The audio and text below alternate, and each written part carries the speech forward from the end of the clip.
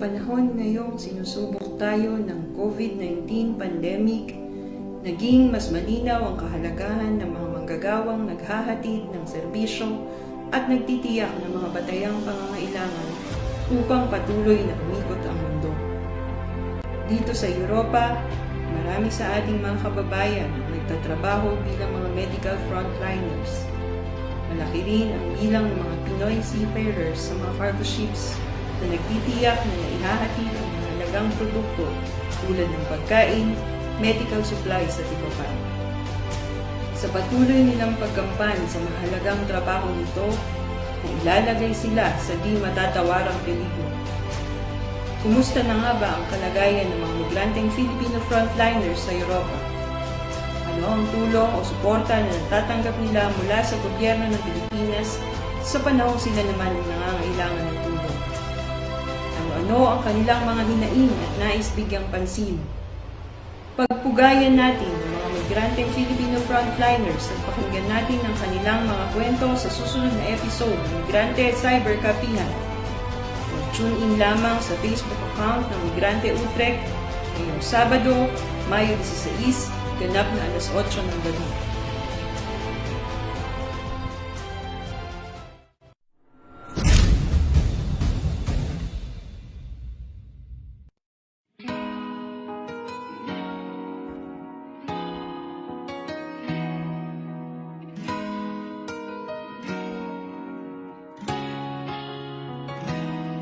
Kahit malalim lulusungin ko, lahat ng alon haharangin ko. Kahit malayo tatahakin ko, kung ito'y babalik sa'yo.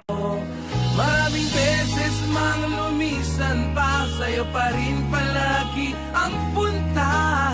Kahit ilang bagyo, walang sa'king makakapigil pa. Nakita lang kita, walang tawag sa amin. Iba't iba man ang gawain, halina't kilalanin mo. Ako man ay pasalit-salit, parang ihip ng hangin. Kailangan unawain nyo ako. Si Domingo, Evangelista, ako'y nanggaling pang probinsya.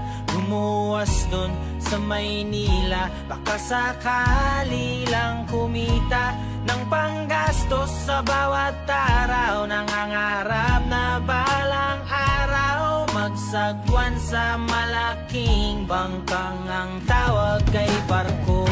Tagahugas ng pinggan, pagkatapos ligpitin ang pinagkainan. Uniforme kong puti na palaging madumi, huwag yun nang tingnan, ninyong pakinggan ang kwento ng bawat tao sa dagat. Palutang-lutang sa tubig, at makapagtrabaho ang tanging bala para sa pamilya. Handang sumabak ang mga man ang tawag sa amin, iba't iba man ang gawain, halina't kilalanin mo.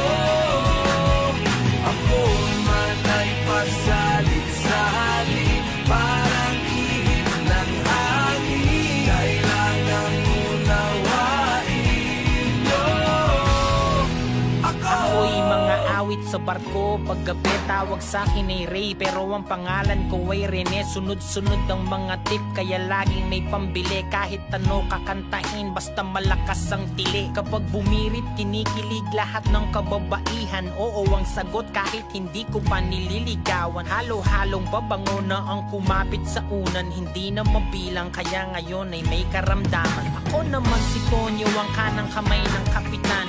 Asensado na tila ba walang mapaglagyan ng salapi. Pag-uwi, mahirap ang mangiti, parang mali ang tubo ng mga iniwan kong binhi. Nalulung sa bisyo at tumigil na sa pag-aaral. Palaging nakangiti at kilos ay tila mabagal. Ang mahal kong asawa, tangay ang lahat ng kakalkarangyaan. Papalang siyang dahilan at sagabal sa Kahit buhay. malalim lulusungin ko, lahat ng alon haharangin ko. Kahit malayo tatahakin ko, kung ito'y babalik sa'yo. Maraming beses mang lumisan pa, sa'yo pa rin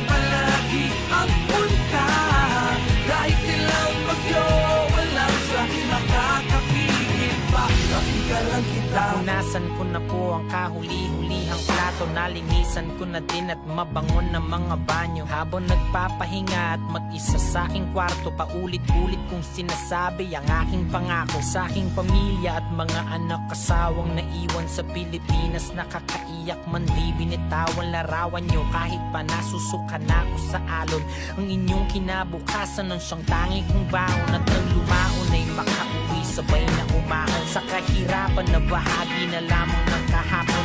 Pero sana'y maintindihan upang muling masindihan natin ang kalan at malagyan ng hapagkainan. Lalayo mulit na daong sa ibang bayan, kahit madalas ay dagat lang ang nasisilayan. Sampu ng mga kababayan ko na tinitibayan, pag-asa na tangan-tangan na singtibay ng kawayan. Kahit malalim lulusungin ko, lahat ng alon haharangin ko. Kahit malayo tatahakin ko, kung ito'y babalik sa loob. Maraming beses mang lumisan pa, sa'yo pa rin palagi ang punta. Kahit ilang bagyo, walang sa'king makakapigil pa. Makita lang kita, iba ng tawag sa amin, iba't iba man ang gawain. Halina't kilalanin mo, ako man ay pasalin-salin, parang ihip ng hangin. Kailangan unawain nyo ako.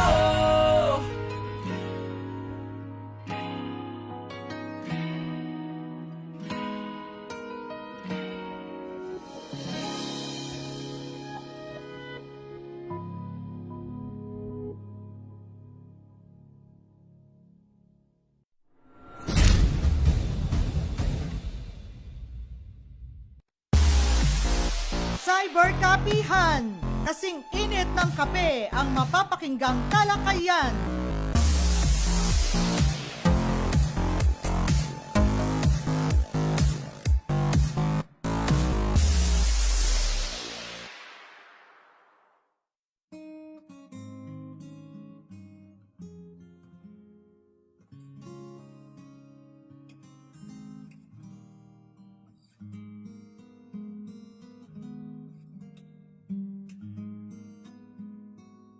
Ang mga health workers at ang mga seafarers ay itinuturing na frontliners sa panahon ng kasalukuyang pandemya.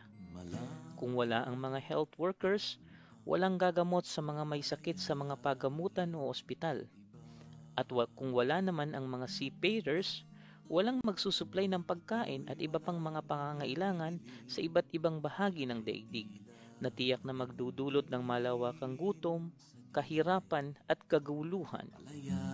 Sa kabila ng napakahalagang papel ng mga health workers at mga seafarers, isang kabalintunaan na sila ang unang nabibiktima ng kasalukuyang krisis. Isang halimbawa nito ay ang pagkamatay ni Dr. Ronil de Veraturda noong ika-10 ng Abril taong kasalukuyan sa Netherlands. Si Dr. de Veraturda ay isang OFW na nagtatrabaho sa isang shipping oil field company bilang isang doktor sa Europa. Kung kaya siya ay maituturing na kapwa health worker at seafarer in one person. Dagdag pa rito ay ang 25 na Pilipinong health worker sa UK na nasawi sa sakit na COVID-19 habang ginagampanan ang kanilang mga tungkulin. Bilang mga frontliners, ang mga Pilipinong manggagawa sa ibayong dagat tulad nila ay nagiging biktima ng diskriminasyon sa trabaho, kakulangan ng mga personal protective equipments, pagkakaroon ng unsafe workplaces, pagbabawal na makadaong upang umuwi sa pamilya, kawalan ng trabaho at kita, mababang pasahod, at marami pang iba. At yung iba naman ay nagkakaroon ng malalalang mga sakit, at yung iba ay minamalas na mamatay mismo dahil sa linya ng kanilang trabaho. Sa kabila ng napakalaking panganib, patuloy pa rin nilang ginagampanan ang kanilang propesyon o tungkulin, habang wala o kakarampot ang proteksyon na natatamasa nila mula sa kanilang employers, employment agencies, host countries, at lalong-lalo na sa gobyerno ng Pilipinas. Dahil dito, ang episode na ito ng Migrante Cyberkapihan ngayong araw ay iniaalay namin sa mga Filipino health workers at seafarers sa Europa. Maituturing natin silang mga buhay at magigiting na mga bayani, kung kaya't ipinaaabot namin ang isang malaking pagpupugay sa kanilang hanay. Ibig natin ay walang hanggang paalam. At habang magkalayo,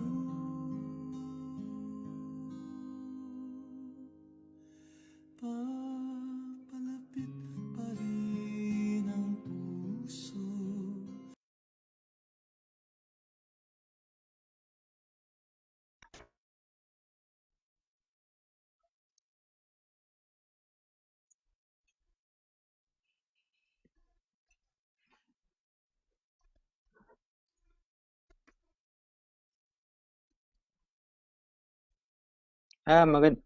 Magandang gabi rin, Kuya Egay. At narito nga tayo sa ika-4 na edisyon ng Cyberkapihan.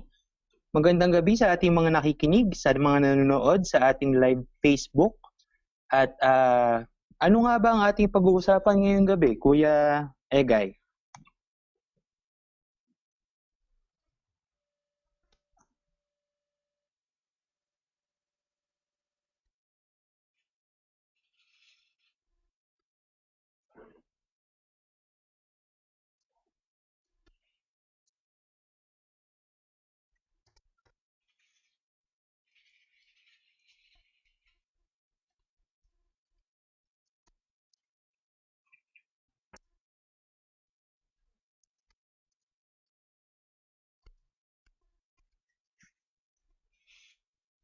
Tama, kape, tsaa, kahit ano pa man yan na pwede nating inumin ay ating ihanda dahil medyo magiging mahaba at mainit ang ating talakayan ngayong gabi.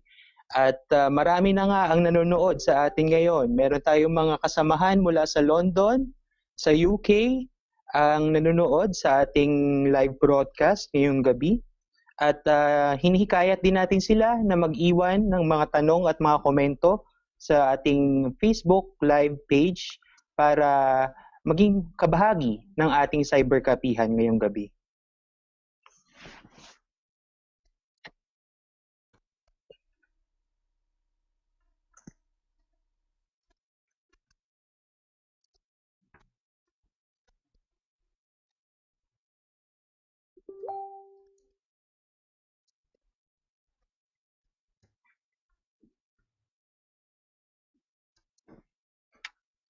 Oo, tama yan. Kuya Egay? Kuya Egay?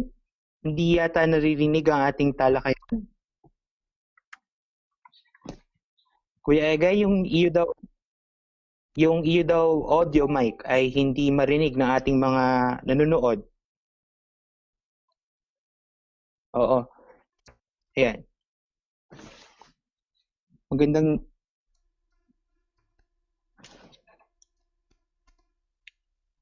sige. Kapag nagkakaroon ng medyo kaunting technical difficulties, itong gabing ito ay ating iniaalay sa lahat ng mga tinatawag nating migranteng Pilipinong frontliners. Dahil sa halos 2 buwan na mahigit ay talaga namang napakalaki ng ambag nating mga migrante sa iba't ibang host country kung nasaan tayo. May mga health workers at mga seafarers ang tuloy-tuloy na nagtatrabaho kahit sa banta ng COVID-19 ay naririyan palagi. Subalit nandiyan ang kanilang pagpupursigi, nagampanan ng kanilang tungkulin at trabaho. Kuya Egay?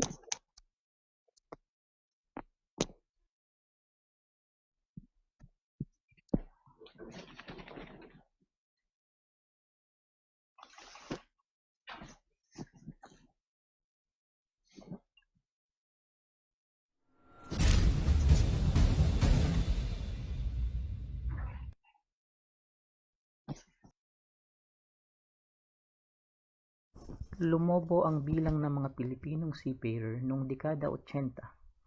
Parang kabuting naglipa na ang mga bagong mariner schools sa iba't ibang dako ng Pilipinas dahil nagkaroon ng malaking pangangailangan ng murang lakas paggawa sa mga barko sa iba't ibang panig ng daigdig, lalo na sa Europa.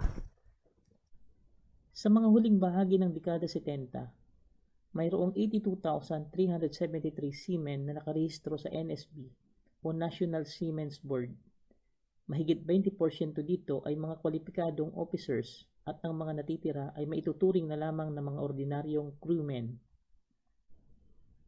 Noong taong 1987, lumobo ang bilang ng mga Pilipinong seafarers sa Europa mula 2,900 hanggang 17,057.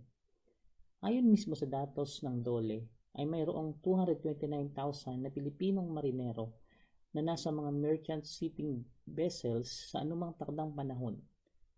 Noong 2013, tinatayang ang bilang ng mga Pilipinong marinero sa buong mundo ay umabot sa 460,000. Noong taong 2007, may naitalang 7,017 seafarers sa Netherlands pa lamang.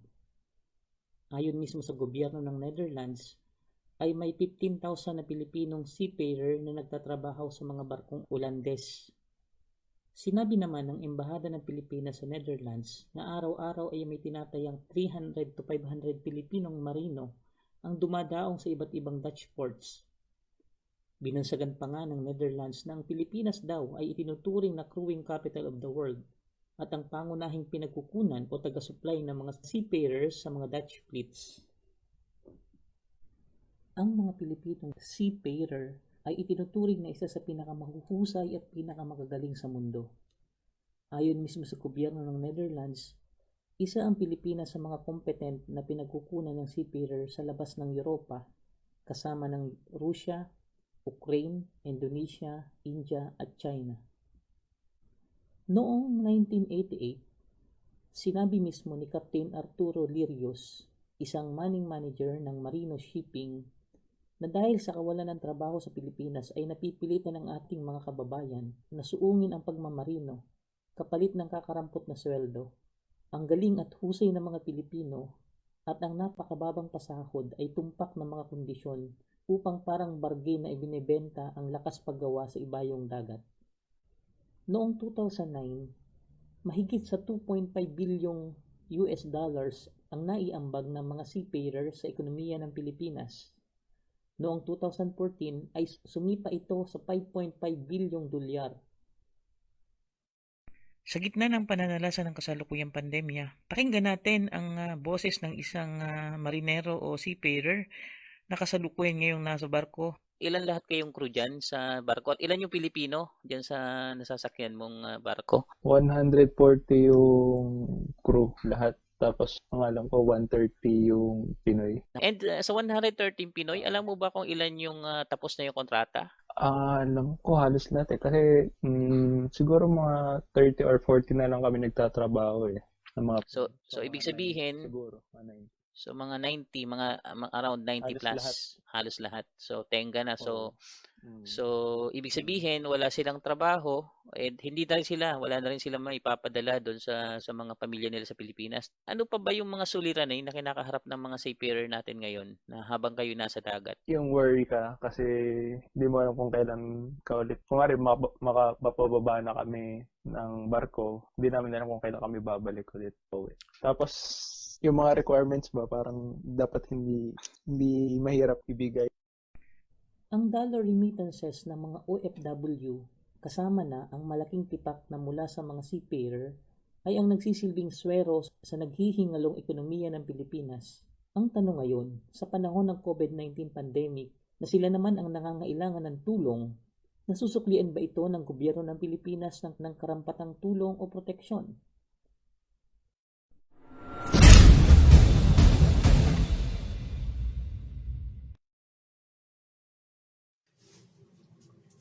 Ayan, Kuya Egay at ating mga kamigrante, ngayong gabi ay kakapanayamin natin si Father June Mark Yanez, isang priest mula sa Iglesia Filipina Independiente, tumatayo rin siyang port chaplain sa German Seamen's Mission in Rostock sa Germany, at kasalukuyang coordinator ng Filipino Ecumenical Migrants Ministry.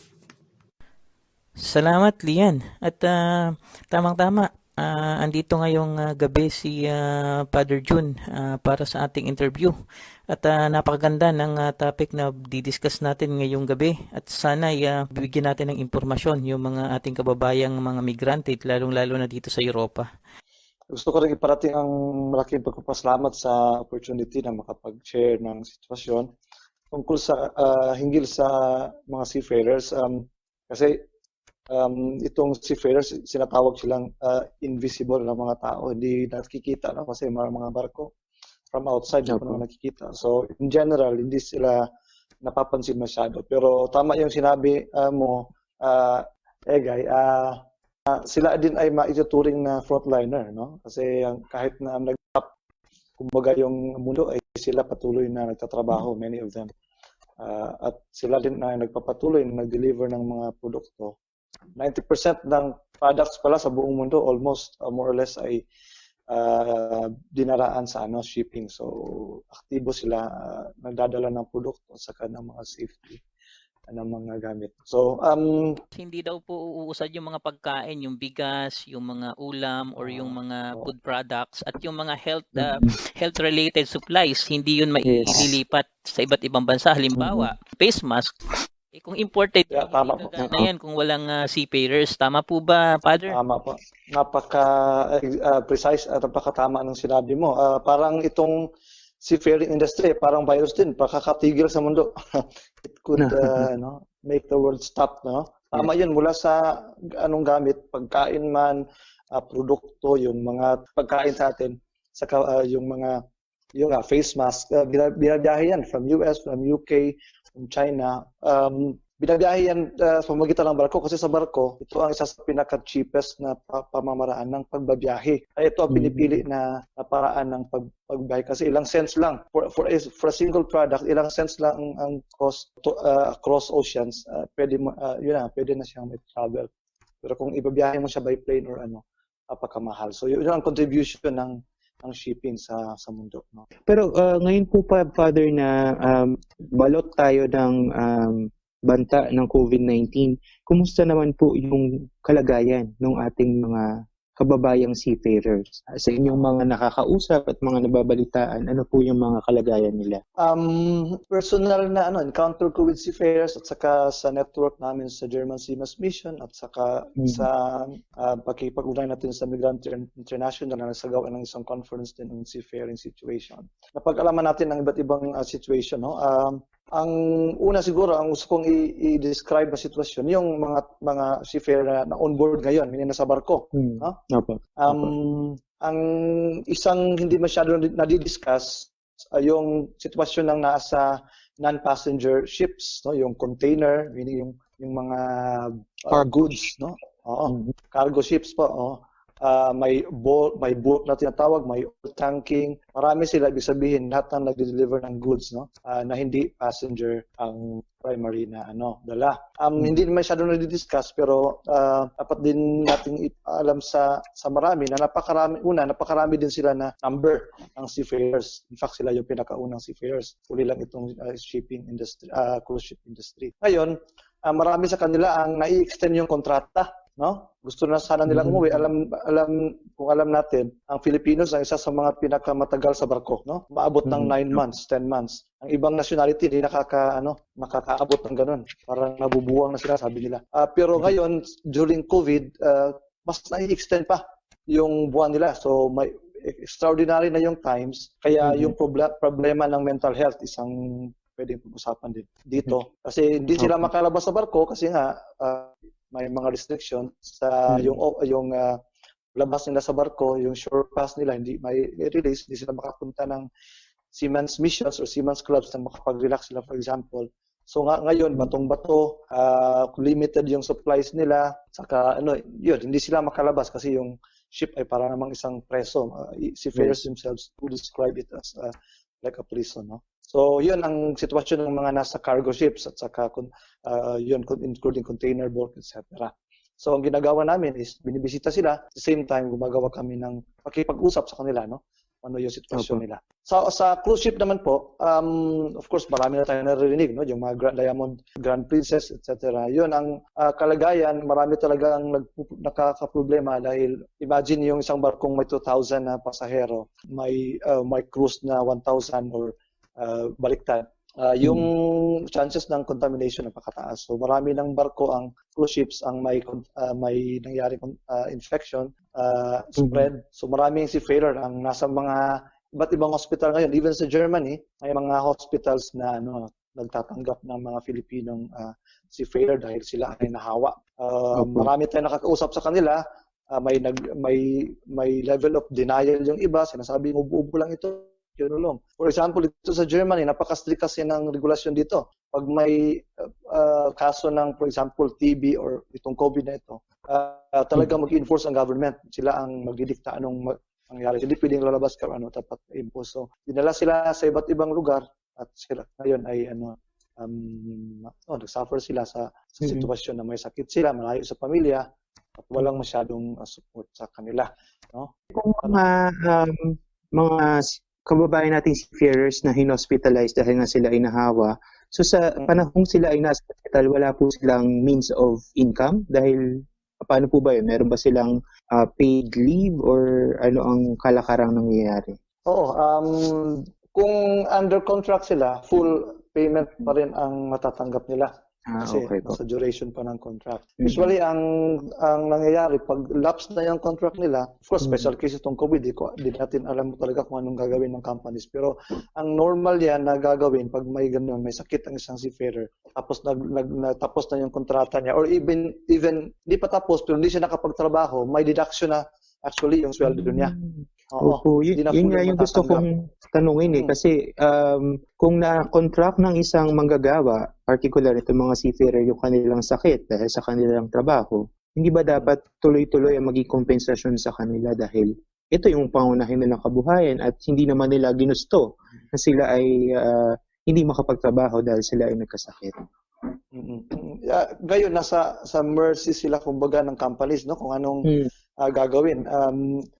Traceable kasi ang problema natin doon sa batas sa Pilipinas. Hindi talaga ganun ka buti yung pag-insure ng protection at saka yung kontrata ng mga Pilipino. Kasi short contract sila. So kung under contract sila tapos may ganun pangyayari, sa batas ay talagang may deduction sa kanila. Hindi yun talagang makiklaim ng seafarer ng full payment. Isang malaking question yan kasi kapag ka nagkasakit ka ng na nakuha mo yung sakit mo o yung aksidente in line of duty, dapat talaga may pananagutan at dapat tingnan din yung side na yun ng ating pamahalaan at mga nasa katungkulan na dapat gawan ng o sagutin at ituloy pa rin yung sweldo kasi hindi naman yung nangyari yung aksidente o yung sakit nang dahil nahiwalay sa trabaho. Ito ay dahil sa trabaho at kasama doon sa risk. At hindi makatarungan, tingin ko lang na walang pananagutan yung kumpanya sapagkat tungkulin ng kumpanya na hindi sila ilayo sa possible risk. At kung magkasakit man, dapat sagutin nila siguro yung pagpapagamot at yung sweldo sapagkat kailangan rin naman ng pamilya nila ng pagkain. Hindi naman tumitigil yung pamilya nila sa pagkain at sa pag-aaral ng mga anak at iba pang mga pangangailangan. Ano yung tingin nyo dito, Father? No, tama 'yun, no. Hindi sa esensya hindi talaga makatarungan na hindi bigyan ng full, no. Kaya lang ito kasing sa seafaring, especially sa mga cargo ships, sa bulk, etc. May tinatawag ng overtime pay. May ibang company kasi na hindi kinukwenta dun sa sweldo, hindi kino-compute na. Kaya kung hindi sila maka-perform ng overtime work, hindi din sila mabibigyan ng yung usual, normal nila na payment. Yung basic matatanggap. Kung nagkasakit, usually 3 months or 4 months basic binibigay. Wala yung overtime pay. Pero tama yung punto mo na bakit naman hindi nila matatanggap, no? Na kasi yung contribution nila sa barko at saka hindi naman nila ginusto, kung aksidente man o sakit, hindi naman nila ginusto yung nangyari sa kanila. Bakit babawasan yung bayad para sa kanila? Nagtatrabaho sila ng hindi dahil gusto lang nila, kundi dahil gusto nilang tumulong at magpakabayani. Dahil nga kung hindi sila, sino yung gagawa? Sa halip na bigyan natin sila ng tamang benepisyo bilang pagpubugay o bayad sa kanilang kabayanihan, bakit parang nagigipit pa, nagiging sangkalan pa yung panggigipit sa kanila at parang hindi sila protektado ng mga patakaran na meron tayo sa kasalukuyan. Oo, tama yun. In fact, yung mga Filipino seafarers, dahil sanay tayo sa trabaho at saka hardworking talaga, isa sa mga qualities.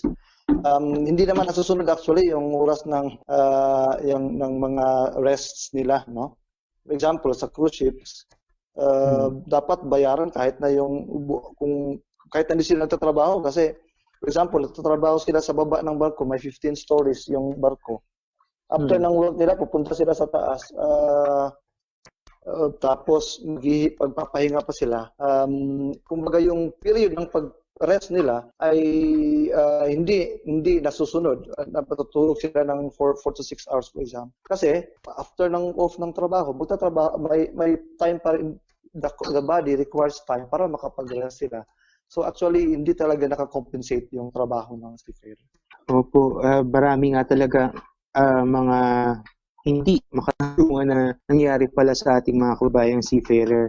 Gusto ko lang din pong malaman, Father, no? Dahil nabanggit nyo kanina, sa inyong hanay sa German Seamen's Mission, kayo ay nakakapagserbisyo sa ating mga kababayang seafarers, dadala ng mga relief products, ang kipagkumustahan sa kanila. Gusto ko pong malaman kung sa inyong mga pakikipagtalastasan sa ating mga kababayang seafarer, meron po ba sila mga nababanggit hinggil sa direktang itinutulong ngayon siguro ng Philippine Embassy, ng Philippine authorities sa panahon ngayon ng COVID-19? Sa kasamaang palad, no? Wala akong narinig na konkretong tulong except kumukontak sa amin na humihingi ng contacts kung may alam kami si Farah na hospital, for example.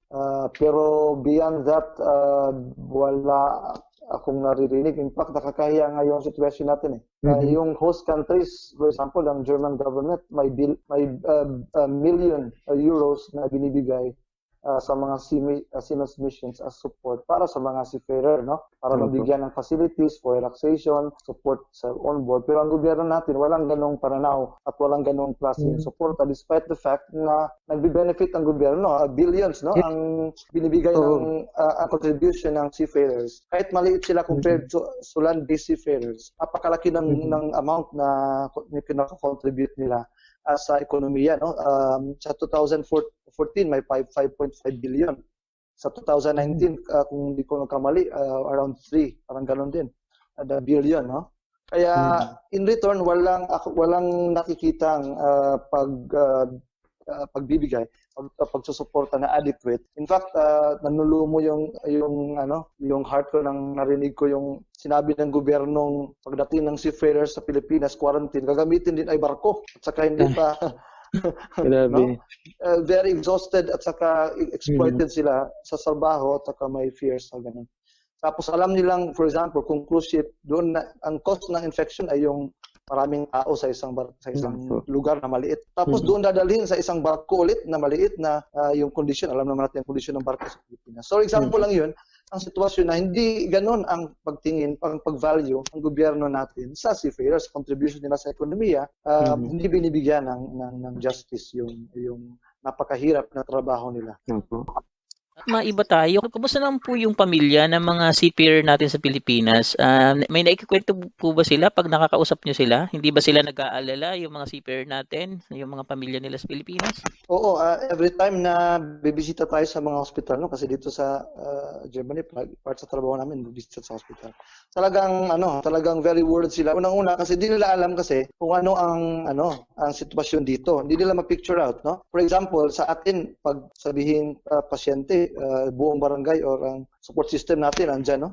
Ang pamilya, ang clan andyan. Pero dito, hindi nila ma-imagine kung sinong nag-aalaga, paano ang suporta, anong kinakain, no? Kasi iba yung mundo sa kumbaga sitwasyon at dito. Kaya isa yung source of worry. May iba nga na pinipilit nila yung seafarer na umuwi na kahit na under medication pa, kahit na mas advanced at mabuti naman kumbaga yung situation dito. Pero hindi talaga napapapawi yung lungkot nila dahil hindi nila nakikita ang sitwasyon, hindi nila nakikita ang partner nila dito, anong sitwasyon at anong kinakain, kung Saka for example sa Germany, hindi naman pagsalita ng German ang lahat ng English ang lahat ng staff. So isang problema 'yon, hindi magkakaintindihan. Minsan sabihin sa Filipino, gusto ko ng rice. Pagtapos ng pagdala ng serve, walang rice. Hindi nila nagkaintindihan. Parang ganon. So yun ang worry. Hindi talaga mapapawi yung lungkot at saka pag-aalala. Kung tapos na daw yung kontrata mo at gusto mong umuwi, napahirapan daw po ngayon kahit yung airport sa Pilipinas parang hindi madaling i-access ng mga seaman na gustong bumalik sa Pilipinas. Ano po ba yung naririnig niyo tungkol doon? Kasi marami daw po yung natapos yung kontrata at wala nang sinisweldo, nasa loob na lang sila ng barko. Oo, ang isang problema yung travel from Manila papuntang probinsya. Yun ang isa sa nagdirinig natin.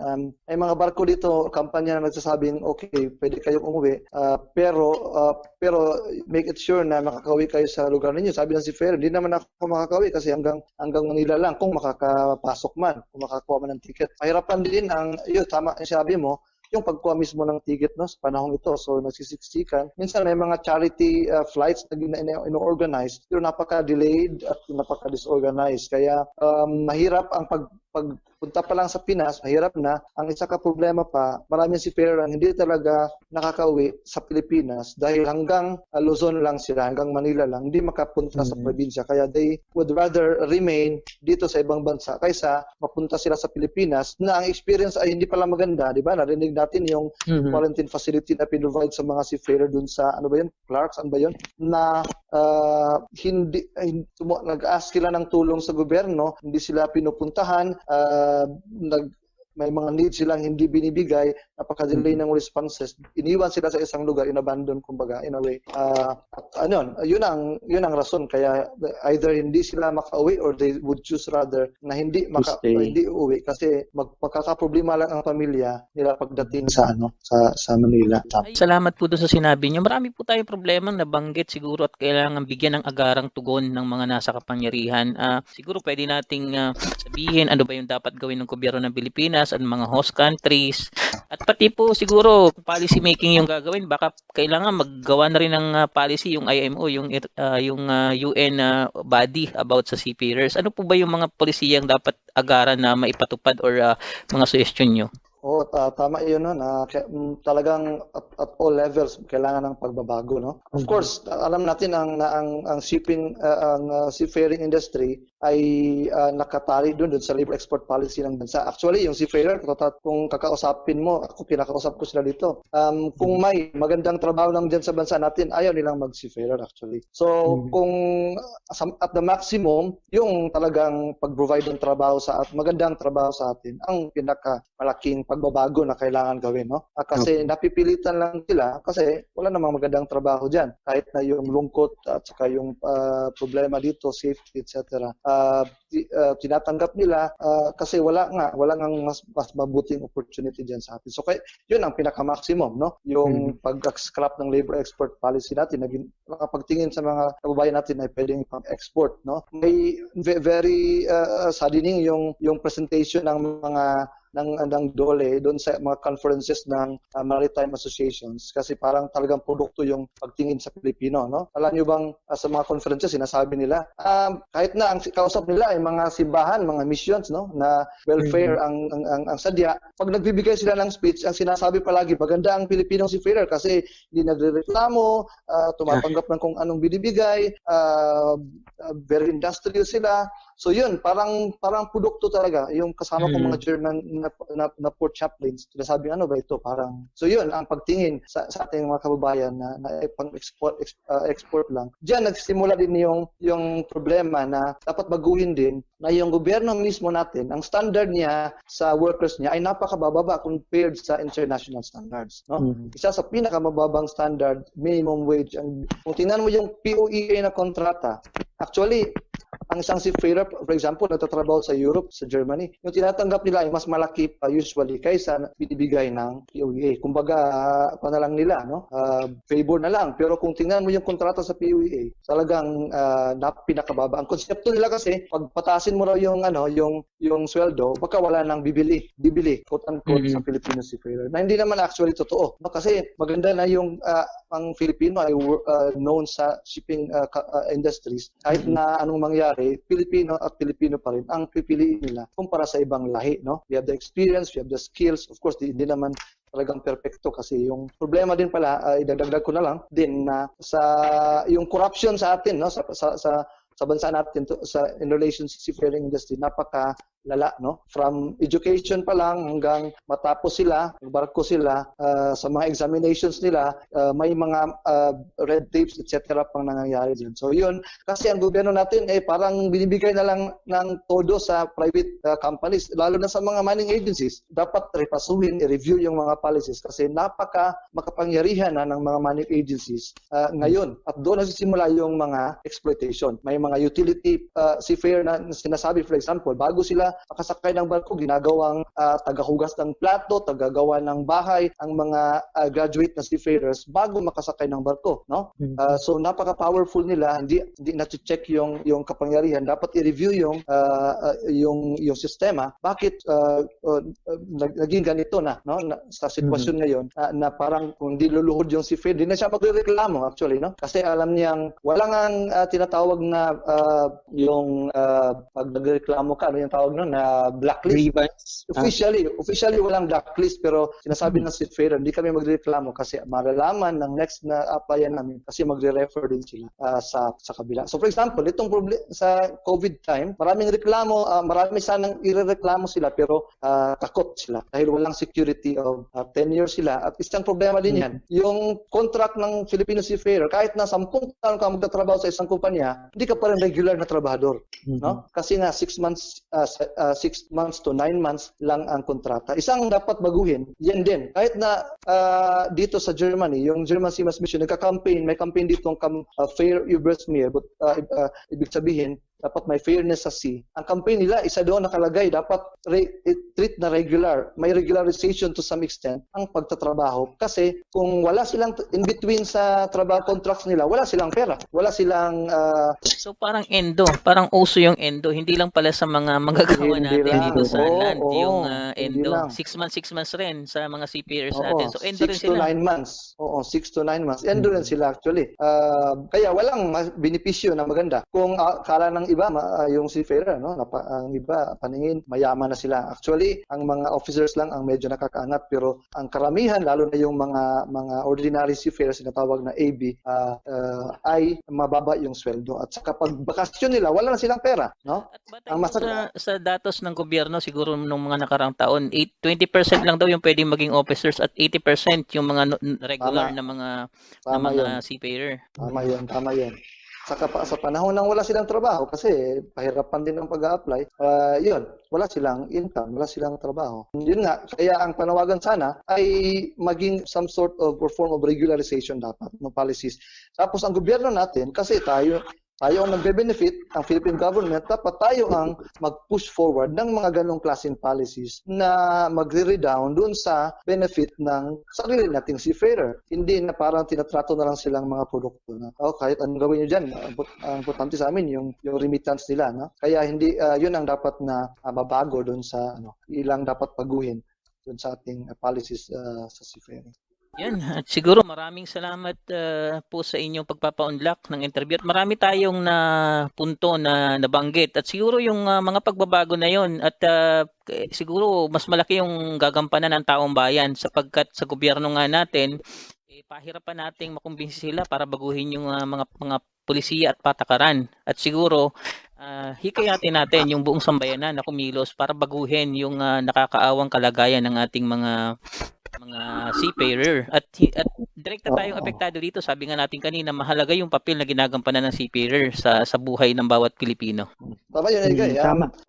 Hindi ito laban nila, no? Dapat laban ng una, of course, sila ang dapat hindi ito bibigay in a silver platter, no, ng gobyerno. Dapat itong ipaglaban. Kaya sa ngayon, ang talagang isa sa pinakamagandang gawin, mag-organize sana, may organizing na gagawin dapat ang seafarer among themselves, which is not easy kasi sabi natin may atmosphere of fear. Pero dapat magkaroon ng of some sort of organizing yung seafarer among themselves.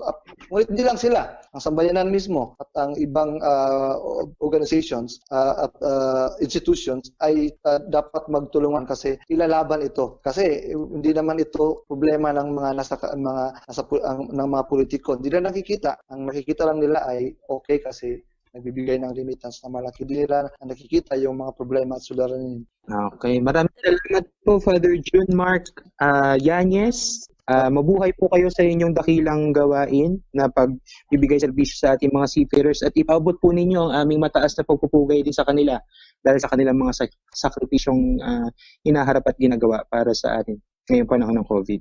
Maraming salamat. Salamat po. Maraming salamat. Mabuhay kayo. Mabuhay po kayo. Salamat po.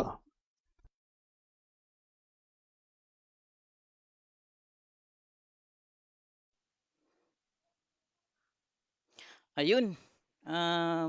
Lian, napakamalaman yung mga binanggit ni Father June at tamang-tama doon sa topic natin ngayon sa pag-discuss doon sa mga seafarers na may mga nangyayari pala sa mga seafarers na during the interview with Father June, doon ko lang nalaman.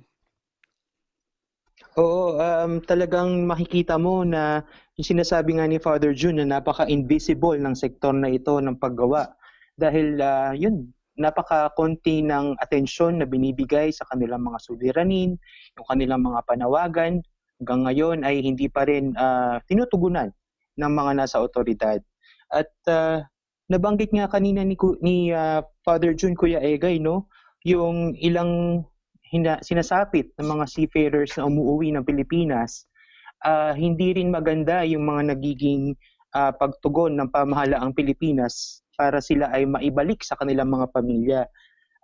Nabalitaan mo ba na meron na raw 171 na mga OFWs na nasa mga quarantine centers sa Pilipinas ang kumpirmadong may COVID-19? No? Nakakalungkot yan, Lian, kasi dapat yung mga quarantine centers natin sa Pilipinas, dapat napakataas yung level ng safety. At yung balita nga nating narinig na nakakalungkot is yung ibang mga OFW ay quarantine sa barko mismo. At hindi kagandahan yung facility at siksikan sila. Siguro may kinalaman yung napakababang antas ng safety doon sa pag-quarantine sa ating mga OFW. Sa halip na sila ay mailigtas doon sa sakit at baka yun pa yung naging dahilan ng kanilang mga sakit, Kuya Lian. Totoo, at talagang sabi nga nung ilang mga nakausap ng migrante sa mga quarantine centers na ito, siksikan, kulang sa staff, at lalong higit wala halos yung mga testing, no?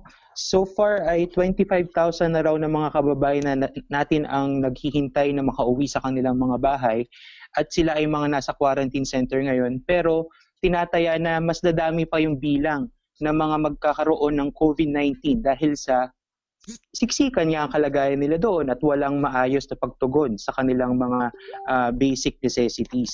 At isa pa, Kuya Lian, matagal natin pinapanawagan yung mass testing at hindi natin alam yung katabi mo o kaya yung mga nakikita mo, nakakasalamuha mo o kaya yung kasama mo sa quarantine centers, baka meron na ring sakit at hindi mo alam dahil nga wala tayong mass testing na ginagawa. Kaya yung panawagan natin na isa sa mga pulisiya dapat gawin yung mass testing. Mass testing at para sa man din sa ating mga katulad nating mga OFW na nasa Pilipinas ngayon ay siguruhin na magiging maayos ang kanilang pagbiyahe pauwi sa kanilang mga bahay. Yung iba daw buwan na ang hinintay sa mga quarantine centers kahit 14 days lamang ang quarantine period.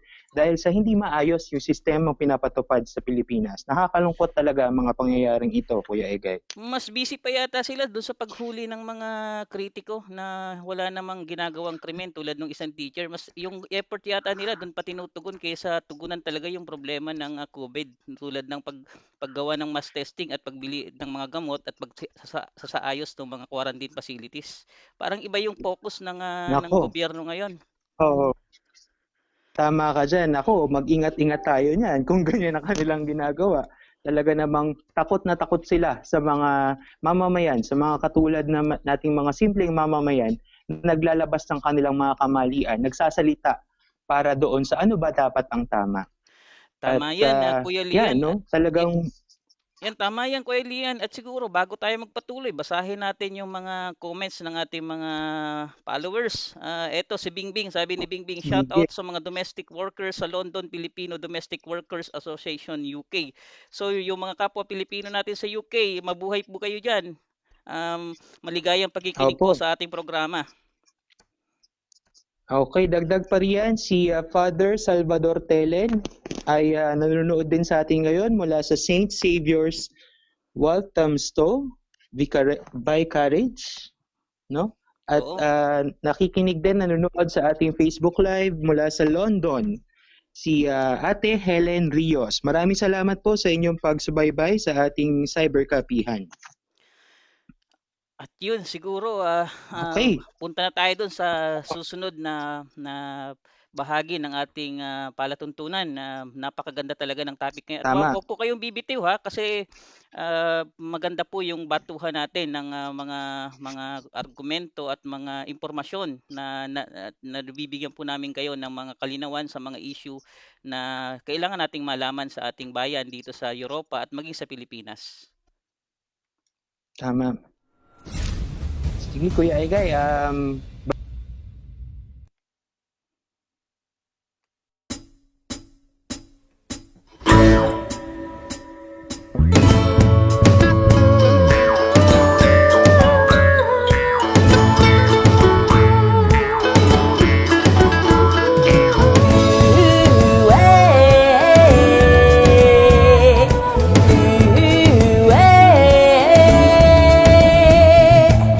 Salamat sa inyong pagsisikap. Salamat sa inyong paglakbay, malayo man ang daan. Ang pagod ninyo ay di matatawaran. Magigiting na mabong bayani at lingkod bayan.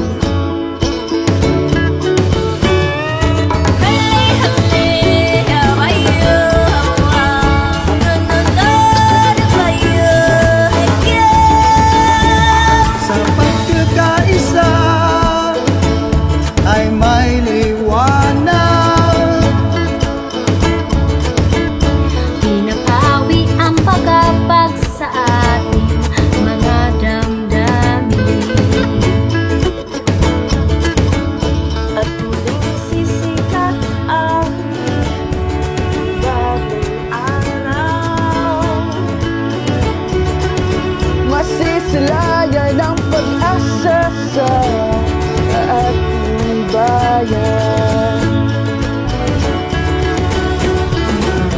Isa ang ating damdamin, isa ang ating hangarin, magkakasama sa isang awitin, alay namin sa inyo mga makikinig. Salamat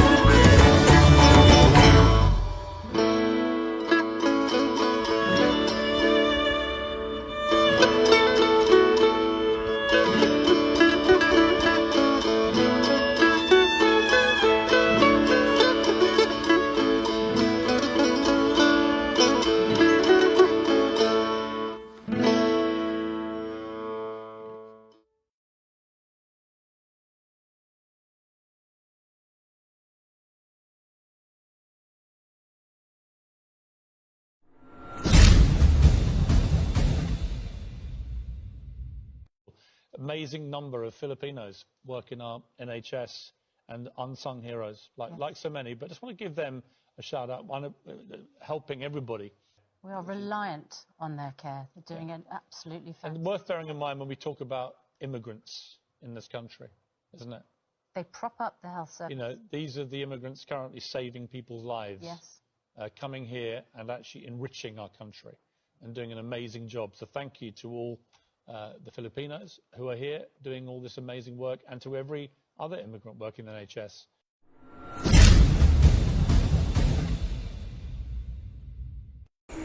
Nak, this is temporary goodbye, Nak. We will see you soon. Nak, we love you, Nak. Nak, I love you, Nak. Nak, we will see you soon, Nak. We will see you soon. We love you.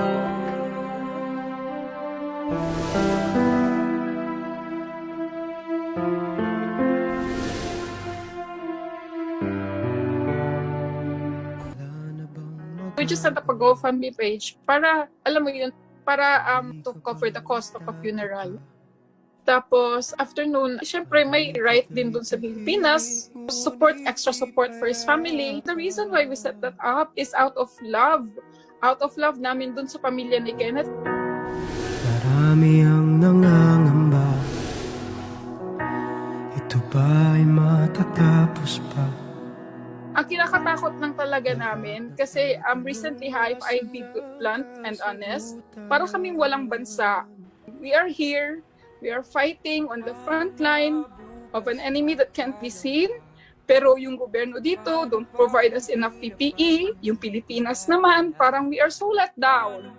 May time na hinihold yung mga Filipino nurses abroad, hindi sila makabalik to come back and work here. We hope the government will look into this. Both governments, hindi kami disposable lang, hindi kami dispensable na kaya nyo lang sabihan na okay, trabaho nyo yan, good luck, sorry na lang kung mamatay kayo. We are people in the end.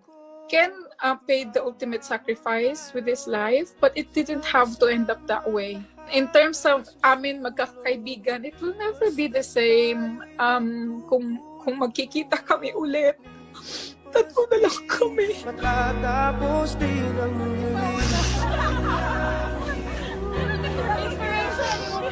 Pero, madami din kaming kaibigan through Kenneth. Sana wala nang mangyari yung ganito. Kenneth, miss ka na namin. Sana masaya ka dyan kasi malungkot kami dito. No? To my kuya. Kuya, how I wish we had more time to talk to each other. Pero I love you very much. And I will make sure na I will make you proud. I will achieve the dreams you have for me. hanggat may nakikinig sa panalangin, di mawawala ang pag-asa natin. Ikaw at ako, babangon tayo, sama-sama lahat ay susunod.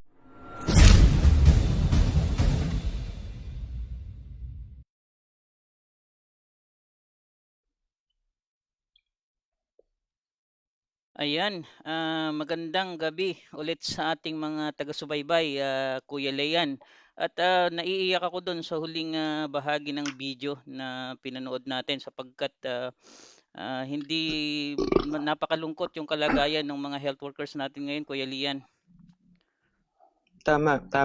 At sabi nga natin, ang programang ito ay isang pagpupugay sa mga frontliners. Gusto natin silang bigyan ng gratitude sa kanilang magigiting na ginagawa. Pero sa kabila niyan, ang mga kapalit naman ay maaaring buhay na nila. Kaya nakakalungkot nga na ito ay nangyayari. Kailangan talaga nating bigyan ng pansin ang kanilang kalagayan. Kasi Kaya naman ngayong gabi, Ay, Yan. sige, Kuya Kasi Egay. nga kasi nga Kuya Leon, kasi kung titingnan natin yung pulisiya ng gobyerno ay nakakawing doon sa labor export policy. Ang purpose ng labor policy ay hindi naman talaga wakasan at pagbuo ng national industrialization. Ang purpose ng labor export policy ay kumita lang ng dolyar para mabuhay yung naghihikahos na ekonomiya. Kaya nga mga bayani yung ano natin yung mga OFW, lalong-lalo na yung mga health worker. Tapos kapag ka sila yung may sakit, Mm-mm. kapag ka sila yung may pangangailangan, nagmimistulang inutil, hindi naman siguro lahat, nagmimistulang inutil yung mga embahada at yung mga ahensya natin na dapat tumutok sa kanila. At nakakaawa yung ganitong kalagayan at siguro ito yung tamang pagkakataon upang tawagin natin yung kanilang hanay na sana'y bigyan nila ng sapat na aksyon kasi naiiyak nga ako doon, parang nagpupuyos ako sa yung napaka-emotional yung video na yun sapagkat Tama. hindi nila ramdam na merong nakikinig na nagmamalasakit sa kanila. Tama ka dyan, Kuya Egay. At talaga namang napakahalaga na ating pag-usapan ngayong gabi, alamin mula sa kanila kung ano ang kanilang kalagayan. Kaya naman sa puntong ito ng ating programa ay ating kakapanayamin si Kuya Noel Reyes. Isa siyang health worker sa sa United Kingdom. Siya din ay miyembro ng Migrante London at Kanlungan Filipino Consortium at kasalukuyan din siyang presidente ng Bayanihan Leicestershire. Magandang gabi sa iyo, Kuya Noel. Magandang gabi sa inyong dalawa, Lian at Egay, at sa mga nakikinig sa Cyber Cafe. Opo, at maraming salamat po sa inyo pagpapaunlak ngayong gabi. Alam namin na ang bawat pahinga sa inyo ay mahalaga sa panahon ngayon, pero nagbigay pa rin kayo ng panahon para sa amin ngayong gabi sa programang ito. Bago po tayo magsimula, Kuya Noel, kumusta po kayo dyan sa UK? Sa ngayon medyo maayos naman yung kalagayan, no? Sa kalusugan, lalo na sa kalusugan. Okay naman. Kuya Noel, nakita nga natin doon sa video kanina, no, yung ilang mga sinasapit ng ating mga kababayan. Hindi lamang sa UK, hindi lamang sa Pilipinas, ugong ang balita na napakaraming Pilipino na ang nag-aalay ng kanilang buhay para sa pagsugpo sa COVID-19, no, yung mga nasa front lines. Pero ano po ba ang aktual na kalagayan ng ating mga kababayang nurses at healthcare workers dyan sa UK? Ano yung kanilang kalagayan sa ground? Sa ngayon, no, dahil ang mga Pilipino ay pangatlo sa pinakamaraming nagtatrabaho sa NHS, bali sumunod tayo doon sa India, ang mga nurses natin ay talagang nahihirapan sa panahon ng pandemya, no? Dahil unang-una sa kawalan ng proper na PPE, no? At yung tinatawag na pag-alaga o pag-aruga sa mga pasyente. Tayo yung mga Pilipino o yung mga tinatawag na Black, Asian, and minority ethnic, sila yung talagang ipinupush na mag-work do sa isang ward o sa isang unit na meron mga COVID-19. Oo nga po dun sa kwento nung video kanina si Kenneth Lambatan, siya ay research nurse siya dati, pero dahil sa COVID-19, kinailangan niyang ma-deploy sa isang COVID-19 ward at ito na nga yung nagsimula ng hindi magandang kapalaran, no? So sa inyong pong mga nakakakalap na mga kwento at mga balita, marami po talaga, no, yung sinasabi nyo nga na Black, Asian, and minor ethnic groups ang mas nalalagay sa frontline kumpara sa mga local na mga healthcare workers. Ganun nga po ba nangyayari? Totoo yun, no? Sa katunayan nga, meron nilabas ang UK government na guidelines regarding dyan sa BAME, no? Yung sa British African Minority Ethnics. Pero yung nilabas nilang guidelines na yan ay depende na rin sa interpretasyon ng mga managers ng ospital. Kaya dapat kung miyembro ka o dapat naging dapat miyembro ka ng isang union upang ipaglaban ang polisiya ng inyong union. Halimbawa, no, masasabi ko na yung guidelines na inilabas ng gobyerno na yung balik back to work, no? Ang guidelines naman o ang ng union dapat magkaroon muna ng risk assessment bago pumasok. O yung mga individual risk assessment na tinatawag ay kailangan din. Halimbawa, kung isang nurse ay muling papasok sa isang ospital, kinakailangan muna magkaroon siya ng isang individual risk assessment. Ano ba naging nangyari sa kanya? Kamusta ang mental health niya? Yung mga ganun tipo. So, kinakailangan nyo at importante yun. At kung ayaw makinig o ayaw siyang pakinggan, no, nung sa ospital, kinakailangan niyang pumunta sa union at kumontak na rin siya sa MPs nila o sa mga MP nila. Ayun. So, ibig niyo po sabihin, hindi ganong kadali yung mga proseso na nangyayari dyan? Kailangan pahirapan? Ay, mahirap talaga, kapatid na Egay, no? Dahil kaya maraming mga namamatay na mga nurses. Dahil sa walang kawalan ng proseso nung bago sila pumasok o kung yung mga PPE na yan, wala talagang may bibigay o naibigay na tulong ang gobyerno. O kasi nga yung kung babalikan natin yung video kanina, Kuya Noel, parang biktima rin siya ng ganung proseso, ng pahirapan na proseso at hindi madaling humingi ng tulong. At siguro may problema dito yung agarang pakikialam siguro ng mga nasa kapangyarihan sa Pilipinas at siguro in the long term, siguro tingnan nila yung mga policy o yung mga patakaran na meron ngayon sapagkat hindi nga natin nakikita na ito ay napoproteksyonan siguro yung mga ating mga health workers, mga nurses, mga doctors na andyan sa UK. Ganun po ba yung pagtingin natin, Kuya Noel? Ganun na nga mismo, no, kapatid na Egay.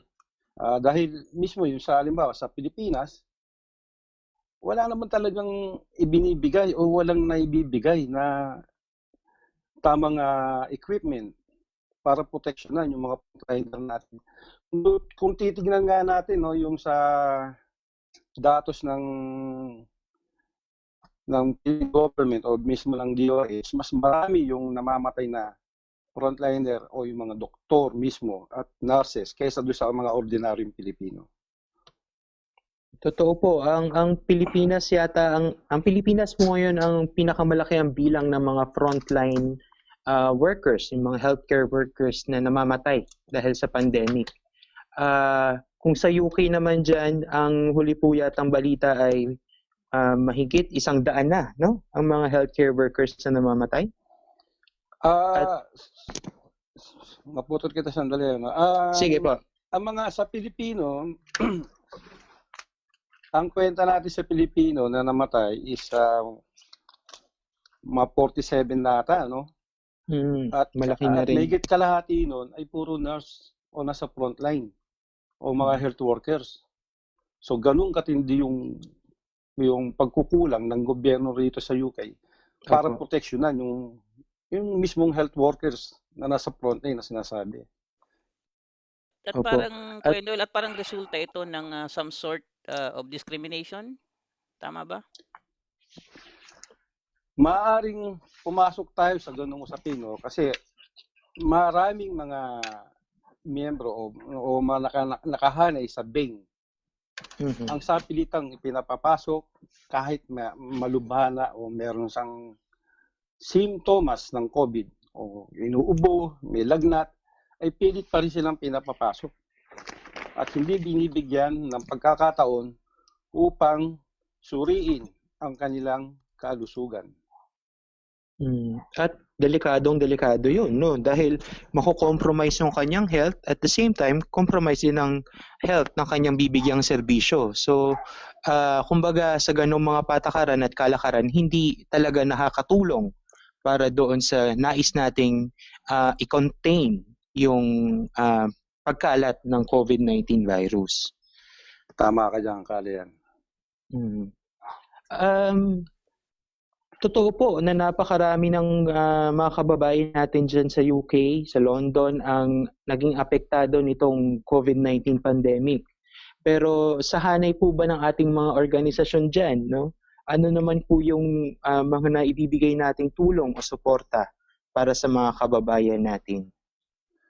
Malaking bagay, no? Lalo na yung mga progresibong organisasyon tulad ng Filipino Domestic Workers Association, ang Gabriela London, ang Migrante London, katuwang ang Kanlungan Filipino Consortium, ay nakapagbibigay ng mga pangangailangan sa ating mga kapwa Pilipino, mga ayuda, no, yung mga essential needs para sa mga nangangailangan.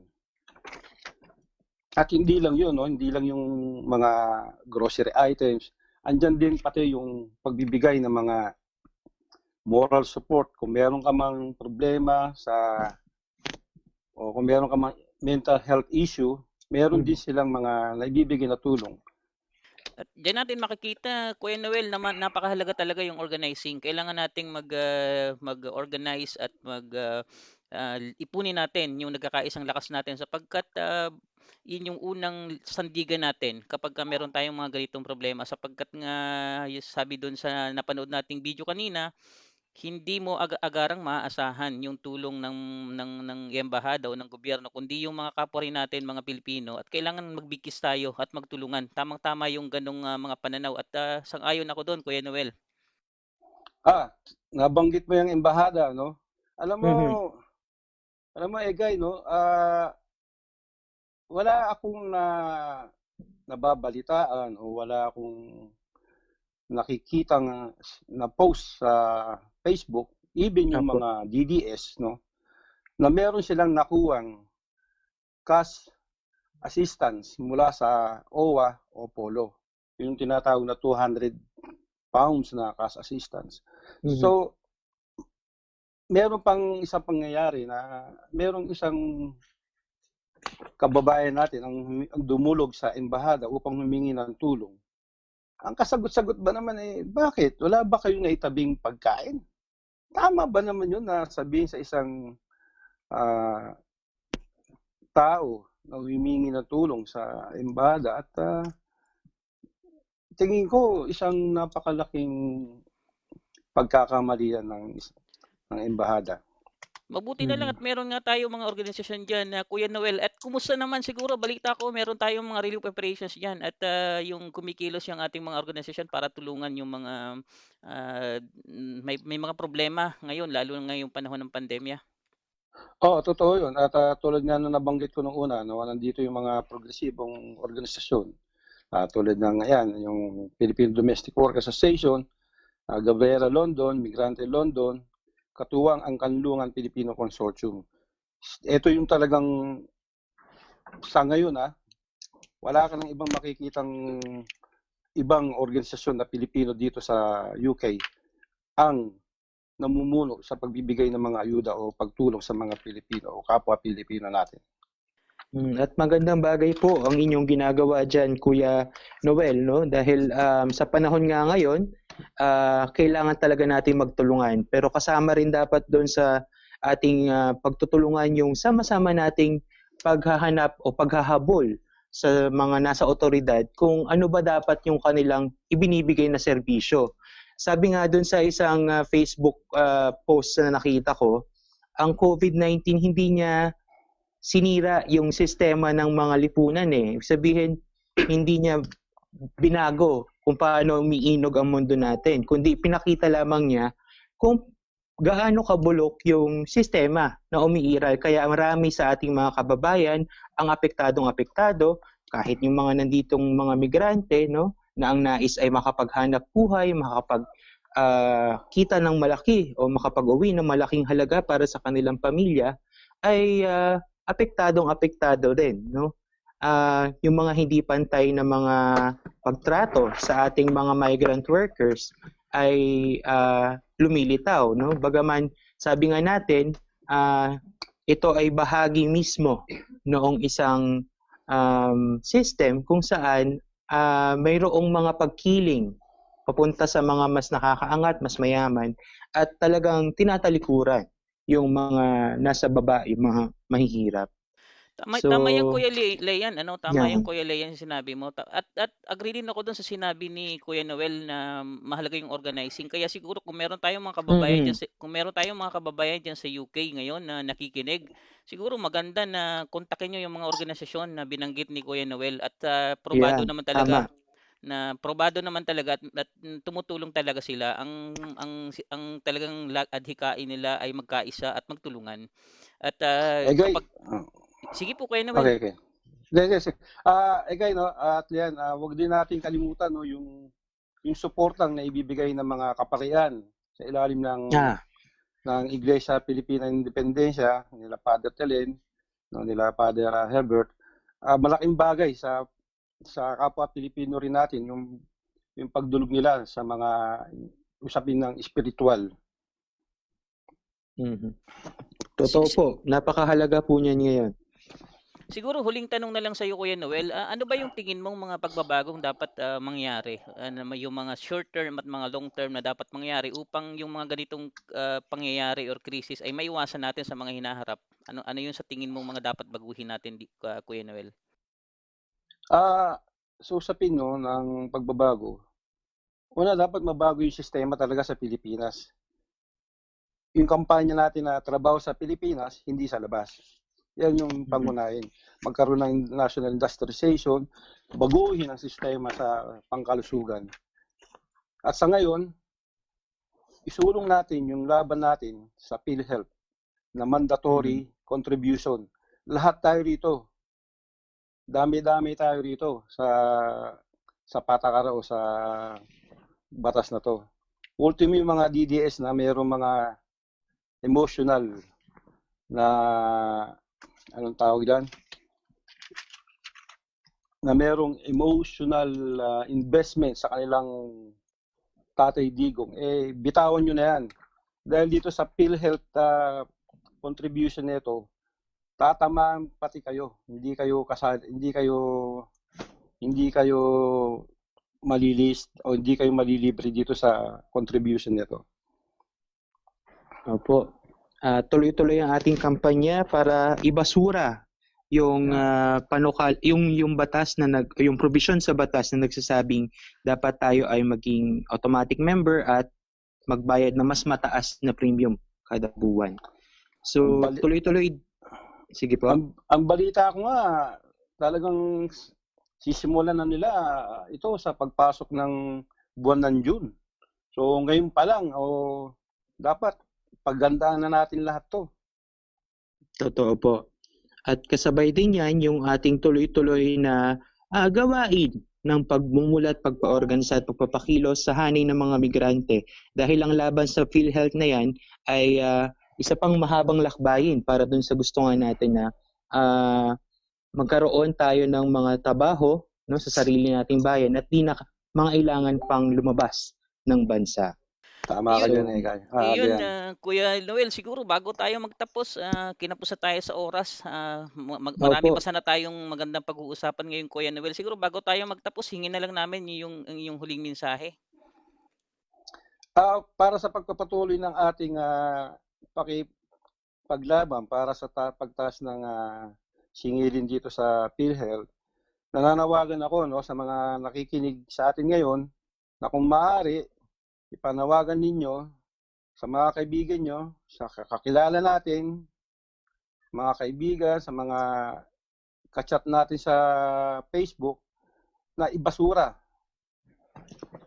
itong PhilHealth mandatory contribution. At dito naman para sa mga taga-UK, andyan po ang Filipino Domestic Workers Association, ang IFI, Gabriela London, Migrante London, Kanlungan Filipino Consortium. Kung meron man po kayong katanungan hinggil dito sa PhilHealth na ito, sila lang po ang inyong lapitan at kayo ay paniguradong matutulungan. Mabuhay po tayong lahat. Yun po, maraming salamat po. Maraming salamat Kuya Noel sa pagpapaunlak ng interview at mabuhay po kayo dyan sa London. Ingat po kayo. Opo, at salamat po sa inyong serbisyong binibigay, hindi lamang sa ating mga kababayan kundi sa mga mamamayan ng UK. At mag-ingat po kayo, no? Mag-ingat po kayo. Salamat po. Sige po, maraming salamat. Okay. Yan, Okay, so yan Kuya Lian, napakaganda ng interview natin kay Kuya Noel sapagkat ito yung talaga yung konkretong sitwasyon sa UK. Hindi lang ito sabi-sabi, ito yung siya mismo yung nakakaranas at nakakakita ng ano yung talagang tunay na nangyayari doon sa on the ground. Kaya ginawa natin siyang panauhin ngayon. Tama. At yun nga, no, ating makikita na kahit sa ang lupalop ng Europa, ng buong mundo, sa ating mga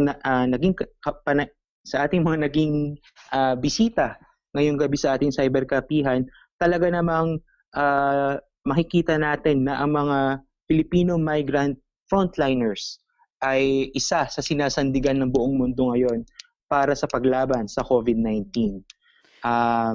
Sabi nung isa sa mga video kanina, no, sinabi yata ng isang nurse, no, sa UK na hindi sila indispensable, no, kahit napakahalaga ng kanilang mga trabaho, sila ang kailangan natin ngayon.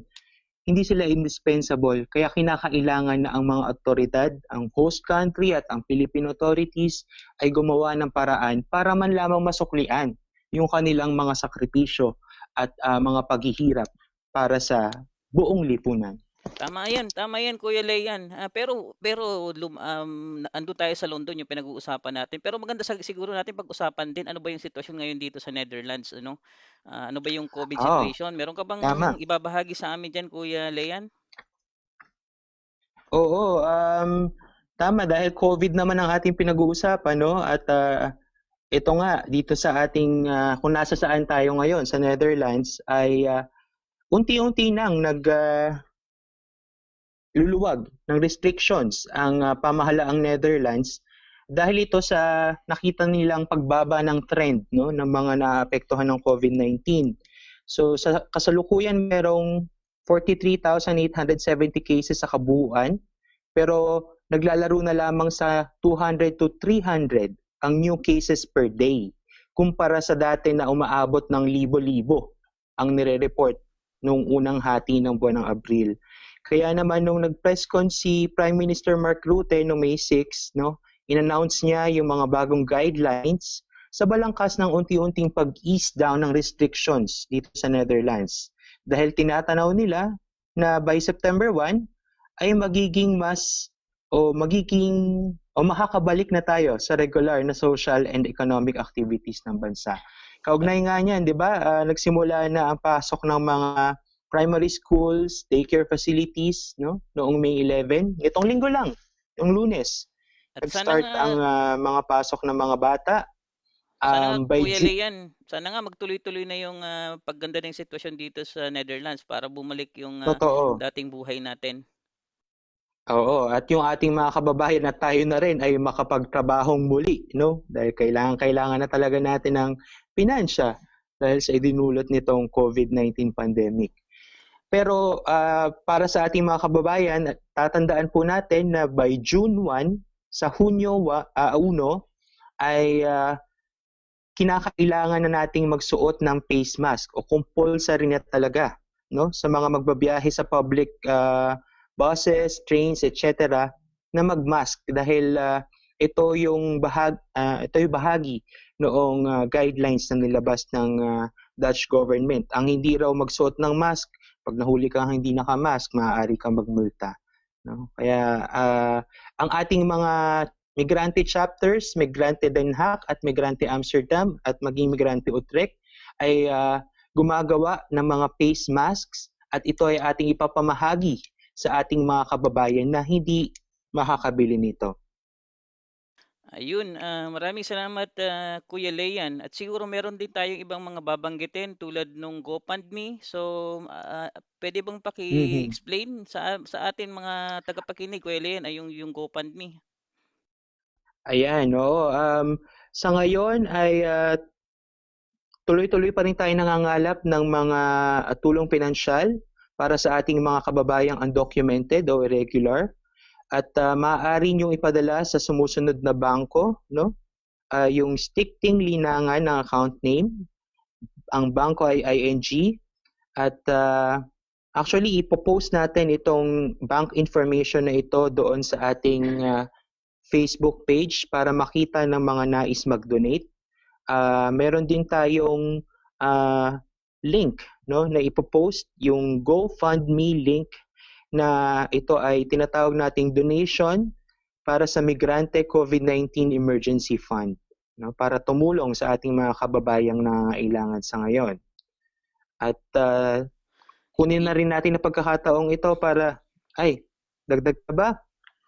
So tama 'yun kasi nga kahit bumubuti na rin yung lagay dito ng COVID-19, marami pa rin sa ating kababayan yung nawala ng kita at nakakaranas ng gutom. Kaya nga meron tayong mga relief operations at kailangan talaga natin ng Yeah. tulong din ng mga kapwa natin, mga Pilipino at yung mga Dutch na rin siguro at ano man yung nationality na gusto magtulong sa atin ay malugod nating tinatanggap 'yun. Oo, At siguro Kuya tama. Lian, Bukas, anyayahan natin sila yung mga iba't ibang FB Live siguro ng mga kasama natin tulad nung Pinoy Radio Europa tuwing 11:00 ng umaga, Linggo. Subaybayan lamang po 'yon sa kanilang Facebook page account kung isa pa ho yung programa ng ating mga kasamang migrante dito sa Europa. At anyayahan na rin natin sila doon sa pakikinig doon sa Radyo Silakbo ng mga kabataan naman ito dito sa Europa tuwing 8:00 ng gabi, Martes at Biyernes. At lalong-lalo na Kuya Lian, siguro anyayahan natin sila siyempre sa susunod na Sabado oo, sa panibagong syempre naman, episode no? na naman. Yeah, sa panibagong episode na naman ng ating Migrante Utrecht Cyber Kapihan.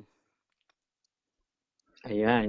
At bago natin tapusin ang programa ngayong gabi, basahin muna natin ang ilang pang mga pahabol na comments mula kay Digna Rianya Gutierrez. Bumabati siya sa atin ng magandang gabi. Good evening po.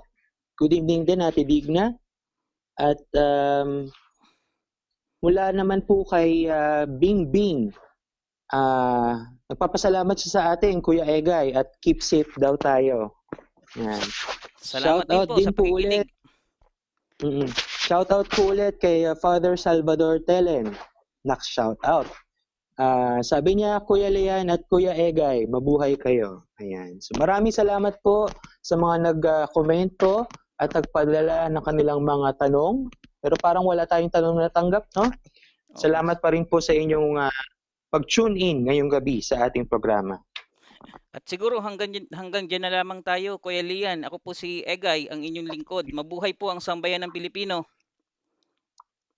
Okay, ako po si Lian at maraming salamat sa ating mga kamigrante.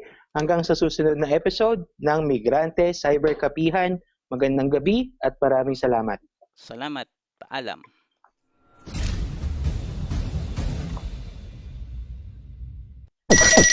Hanggang sa muling mainit na talakayan, maraming salamat sa inyong pakikinig sa Cyber Kapihan.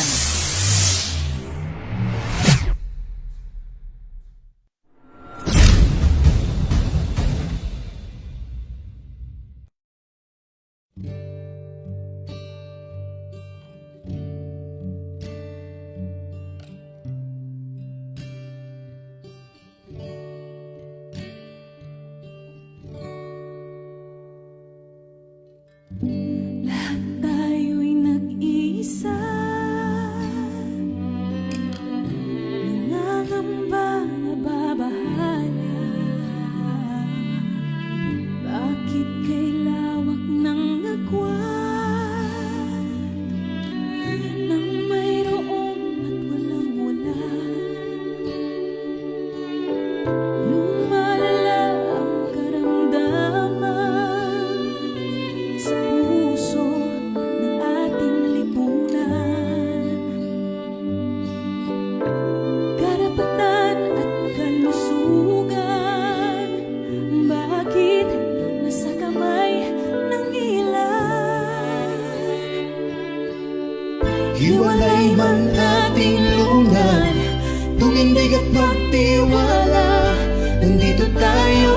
magkakasama, hindi ka mag-isa. Malubha man ang lagay ngayon, sama-sama tayong babangon.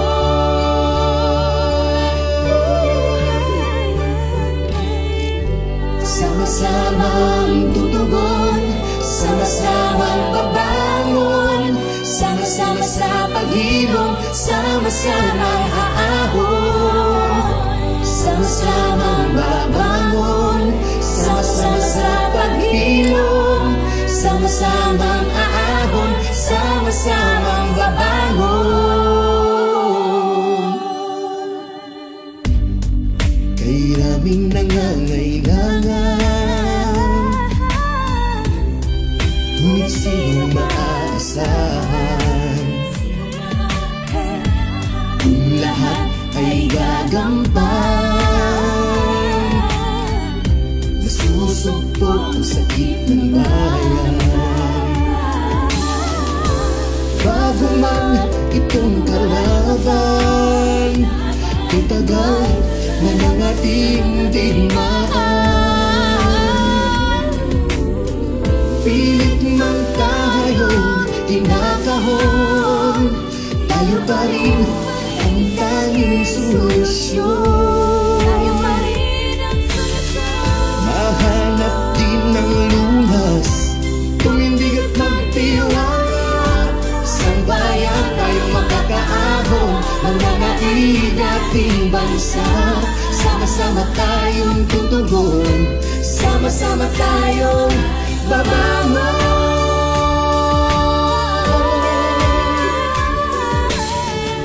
Sama-samang tutugon, sama-samang babangon, sama-sama sa paghilom, sama-samang aahon.